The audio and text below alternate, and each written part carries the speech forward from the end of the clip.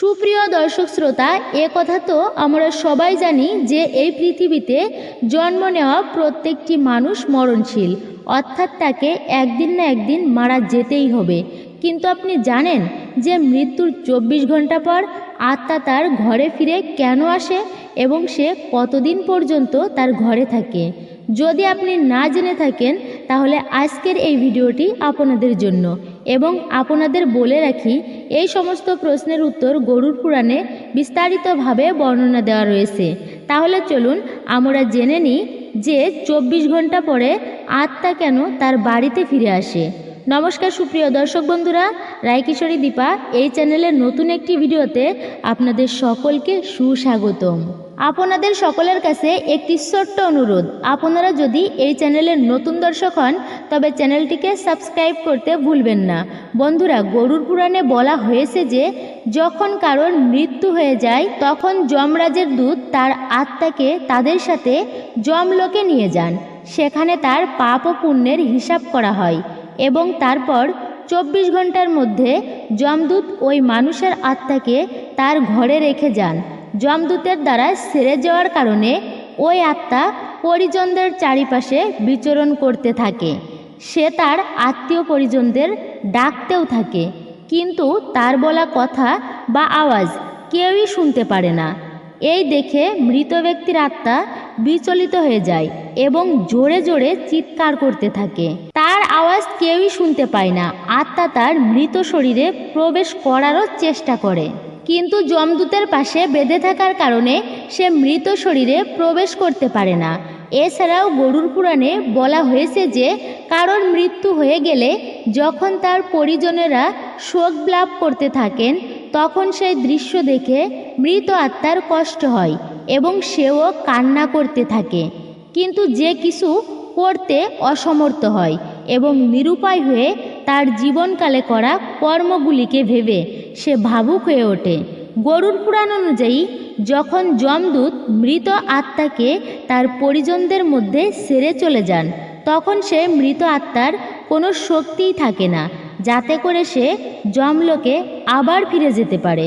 গরুড় পুরাণ অনুসারে যে কোনো মানুষের মৃত্যুর পর 10 দিন পর্যন্ত যে ব্যক্তির পিণ্ডদান করা হয় তাতে মৃত আত্মার বিভিন্ন অঙ্গের রচনা হয় এবং একাদশ ও দ্বাদশতম দিনে যদি পিণ্ডদান করা হয় তাতে করে ওই মৃত আত্মার শরীরের মাংস ও ত্বকের নির্মাণ হয় এবং যখন 13তম দিনে ট্রাফি করা হয় তখন মৃত আত্মার উদ্দেশ্যে যে পিণ্ডদান করা হয় তাতে করেই ওই মৃত আত্মা যমলোকে যাওয়ার রাস্তা নির্ধারণ করে। অর্থাৎ মৃত্যুর পর 13 দিন পর্যন্ত মৃত আত্মার নামে যে পিণ্ডদান করা হয় তার সাহায্যে মৃত আত্মা মৃত্যুর লোক থেকে যমলোকে যাওয়ার বল পায়। বন্ধুরা, এই কারণেই গরুড় পুরাণে বলা হয়েছে যে যখনই কোনো মানুষের মৃত্যু হয়ে যায় তখন তার আত্মা 13 দিন পর্যন্ত তার পরিজনদের মধ্যেই বিচরণ করে এবং এরপর মৃতের আত্মা মৃত্যুর লোক থেকে যমলোকের পথে বেরিয়ে পড়ে। এই পথ অতিক্রম করতে তার 12 মাস অর্থাৎ 1 বছর সময় লাগে। মান্যতা অনুসারে 13 দিন পর্যন্ত পিণ্ডদান এই বছরে মৃত আত্মার ভোজনের সমান হয়। বন্ধুরা, এখন হয়তো আপনি ভাবছেন যে যদি কোনো মৃত আত্মার পিণ্ডদান না করা হয় তাহলে তার সাথে কি হয়? এই প্রশ্নের উত্তরও রয়েছে গরুড় পুরাণে, যা অনুসারে যদি মৃত আত্মার উদ্দেশ্যে পিণ্ডদান না করা হয় তাহলে 13 দিন পর তাকে যমদূত বলপূর্বক টেনে নিয়ে যান যমলোকে। এই অবস্থায় মৃত আত্মাকে যাত্রার সময় অনেক কষ্ট ভোগ করতে হয়। এই কারণে হিন্দু ধর্মে প্রত্যেক মৃত আত্মার উদ্দেশ্যে 13তম দিন পর্যন্ত পিণ্ডদান করা আবশ্যক মানা হয়েছে। এইগুলি ছাড়াও গরুড় পুরাণে এও বলা হয়েছে যে 13তম দিন মৃতের নিকট পরিজনদের দ্বারা আয়োজন করা ভোজন অনুষ্ঠান যদি ঋণ নিয়ে করা হয় তাহলে এতে মৃত আত্মার শান্তি পায় না। মৃত আত্মা এতে বড়ই কষ্ট পান এবং সে মনে মনে ভাবতে থাকে এই কষ্ট আমার জন্যই তাদেরকে ভোগ করতে হচ্ছে।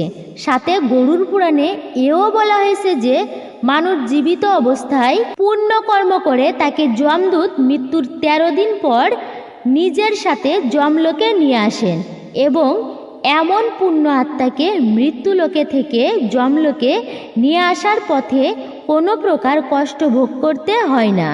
ওইদিকে যে মানুষ তার জীবনকালে তার আগে খারাপ কর্ম করে থাকে তাকে মৃত্যুলোক থেকে যমলোকে আসার পথে হাজারো কষ্ট ভোগ করতে হয়। এতে করে সে থরথর করে কাঁপতে থাকে এবং যমদূতের কাছে কান্না করে ক্ষমা চাইতে থাকে, কিন্তু যমদূতেরা তাকে কিছুতেই ক্ষমা করেন না এবং এরপর যখন পুণ্য আত্মা যমলোকে পৌঁছান তখন যমরাজ তাকে স্বর্গলোকে পাঠিয়ে দেন। ওই পাপীদের আত্মাকে তার জীবনকালে করা পাপ কর্ম ভোগ করার জন্য তাদেরকে নরকে পাঠিয়ে দেওয়া হয় এবং সাজা পূর্ণ হওয়ার পর এইসব আত্মাকে নিম্ন যোনিতে অর্থাৎ পুনরায় মৃত্যুলোকে পাঠানো হয়।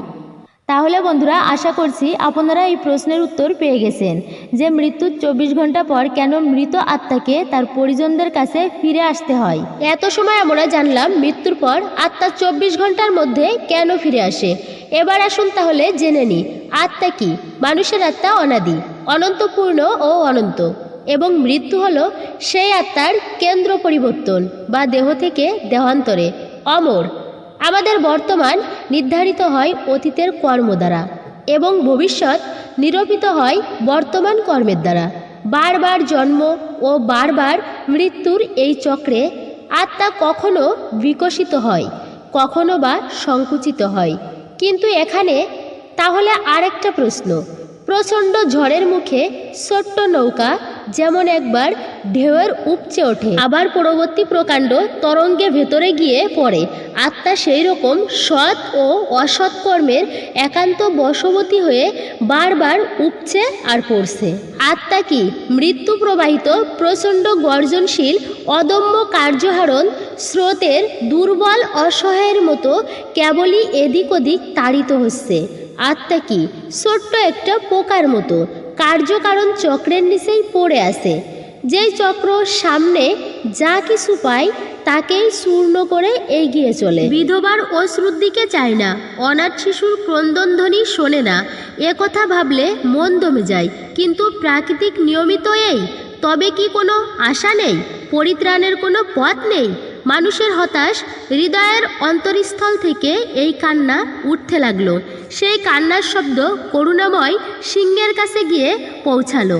সেখান থেকে আশা ও সান্ত্বনার বাণী নেমে এসে এক বৈদিক ঋষির হৃদয়ে উদ্বুদ্ধ করল। সমগ্র জগতের সামনে দাঁড়িয়ে এই ঋষি এই আনন্দ সমাচার ঘোষণা করলেন, শোনো শোনো শোনো এই অমৃতের পুত্ররা, শোনো সব দিবালোকের অধিবাসী। আমি জেনেছি সেই পুরাতন মহান পুরুষকে, আদিত্যের মতো যার বর্ণ, যিনি সকল অজ্ঞান অন্ধকারের ঊর্ধ্বে। তাকে জানলে মৃত্যুকে অতিক্রম করা যায়, এছাড়া আর কোনো পথ নেই। আশা করছি আজকের এই ভিডিওটি আপনাদের ভালো লেগেছে। ভিডিওটি ভালো লাগলে অবশ্যই শেয়ার করে দিবেন, লাইক কমেন্ট করতে একদমই ভুলবেন না এবং সনাতন ধর্মীয় বিষয়ক এমন সকল ভিডিও পেতে আজই আমাদের চ্যানেলটি সাবস্ক্রাইব করুন। পাশে থাকার নোটিফিকেশন বেল বাটনটি অবশ্যই প্রেস করুন এবং কমেন্টে জয় শ্রী বিষ্ণুর জয় লিখতে একদমই ভুলবেন না। আপনাদের মতামত কমেন্ট বক্সে আশা করি জানাবেন।